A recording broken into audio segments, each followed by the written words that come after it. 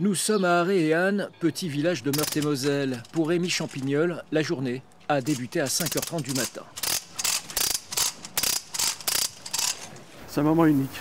C'est le fruit de 9 mois de travail. Puis il y a 9 mois, donc il a fallu que la vache, mettre la petite graine dans la vache.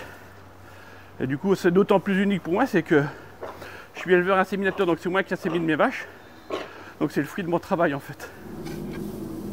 Voilà 38 ans que Rémi et son frère Étienne sont installés comme agriculteurs. Paysans depuis 4 générations, la ferme familiale s'est transmise de père en fils.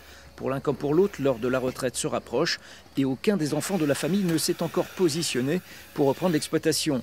Alors l'idée de transmettre le bien familial à une tierce personne fait doucement son chemin. On n'est plus une petite ferme où on est des entreprises. Derrière, il y a des contraintes financières.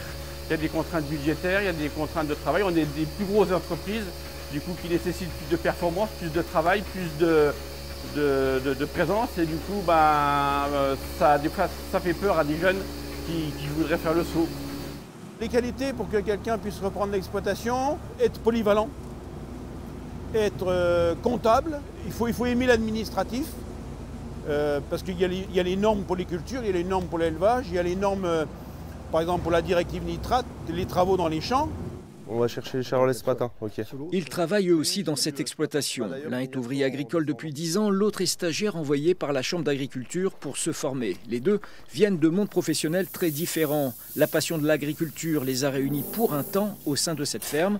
L'un et l'autre rêvent à terme de s'installer à leur compte. On change tous les jours, on en apprend tous les jours. On est indépendant de un peu tout, le temps. Donc c'est un beau métier, je trouve. Le but, c'est de m'installer en tant qu'exploitant agricole. C'est une passion pour vous? Oui, c'est une passion. Le vivant, travail de la terre, le retour aux sources. Marie-Reine Cornelis s'occupe des dossiers de transmission à la Chambre d'agriculture. Conseils, suivi, aide financière, orientation, formation sont dans le panel d'aides qu'elle propose et il y a besoin. On estime que d'ici à une dizaine d'années, il y a à peu près 50% des exploitants qui pourront faire valoir leurs droits à la retraite. Donc effectivement, là, il va y avoir beaucoup de personnes à remplacer et beaucoup d'exploitants vont chercher des repreneurs. Le monde agricole est à un tournant. La reprise des exploitations est l'un des grands défis pour l'avenir.